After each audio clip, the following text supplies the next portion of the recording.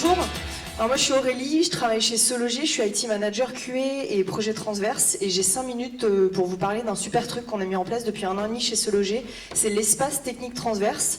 Donc pourquoi on l'a mis en place chez Sologer? On a 200 ingénieurs qui ont envie de faire améliorer les choses, faire lancer des task force pour tuer le legacy, découvrir de nouvelles technologies et coloniser des choses qui vont améliorer notre quotidien. On est organisé en méthode agile, nos feature teams on les appelle des bulles, et on s'est rendu compte que la communication entre les bulles était peut-être pas forcément évidente pour ces sujets techniques transverses. Donc il fallait qu'on améliore la communication, l'alignement, et puis surtout ce qu'on voulait faire c'était donner les clés de notre stratégie à nos ingénieurs. Vraiment on savait que tout le monde avait des bonnes idées, c'était important de leur donner la parole. Donc on a créé cet espace, et je vous présente Tom, est un développeur qui lui veut faire du design for failure.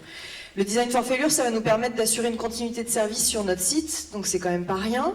Donc il va utiliser la plateforme et la première chose qu'il va faire, c'est qu'il va identifier son sponsor. Il y a 3 types de sponsors, les sujets stratégiques IT, les sujets qui viennent de nos ingénieurs et puis les autres départements. On a pour exemple RGPD qui va parler à tout le monde de la part de nos départements juridiques. Donc pour Tom, c'est un sujet auquel il a pensé un dimanche, donc c'est parfait, il a son sponsor, il va maintenant suggérer la mission. Et pour ça, c'est hyper simple, il va aller sur Confluence, il va remplir un formulaire automatique qui va lui permettre, à partir de son idée, de formuler sa mission à travers un objectif, ce qui va améliorer, ce qui va être mieux. Il va valider son formulaire et automatiquement, on utilise Slack, il y a un groupe de personnes qui s'appelle l'Advisory qui est prévenu. L'Advisory, il est composé du CTO, des IT managers et de nos experts techniques à l'IT pour qu'ils prennent connaissance de la mission.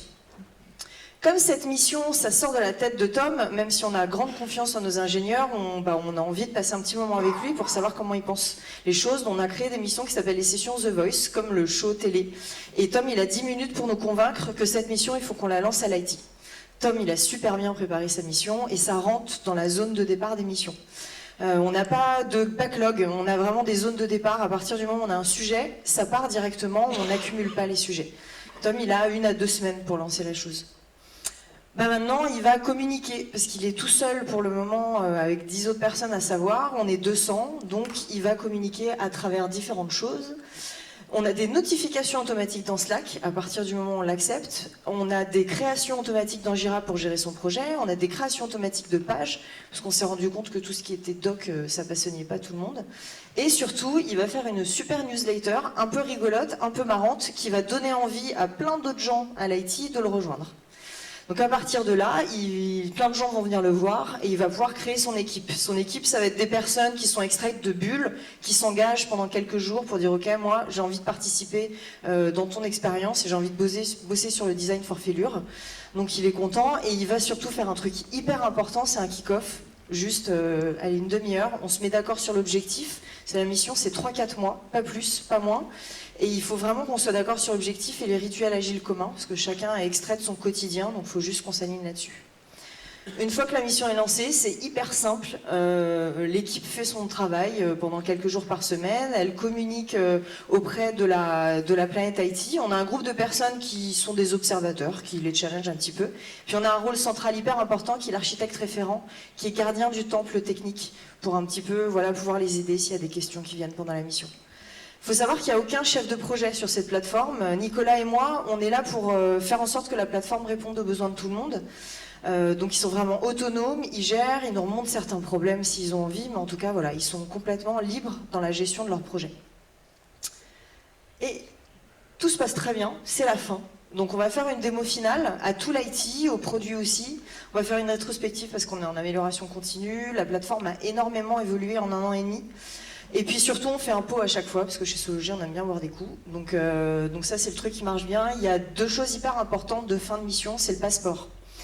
On a une documentation claire et synthétique et vulgarisée qui permettent d'expliquer ce qui s'est passé pendant la mission. Et si par exemple on a découvert un nouvel outil, n'importe qui dans l'IT va pouvoir prendre le guide et l'appliquer. On a aussi des gourous techniques qui sont là pour aider s'il y a des questions. Donc, est-ce que la plateforme ETT est un succès chez SeLoger? Oui, c'est un vrai succès. On en est super fiers parce que ça nous a permis en 1 an et demi de lancer plus d'une trentaine de missions. On a eu énormément de bonnes idées venant de nos ingénieurs. On n'a eu que 2 rejets et 2 missions abandonnées. On pilote des grandes transformations comme notre migration sur AWS et on en est vraiment super content parce que ça pilote absolument tous les sujets transverses de l'IT à l'heure actuelle. Et avec Nicolas, on travaille beaucoup sur l'amélioration continue de la plateforme. Voilà, c'était très rapide. Si vous avez des questions, vous n'hésitez pas à venir me voir. Merci. Merci.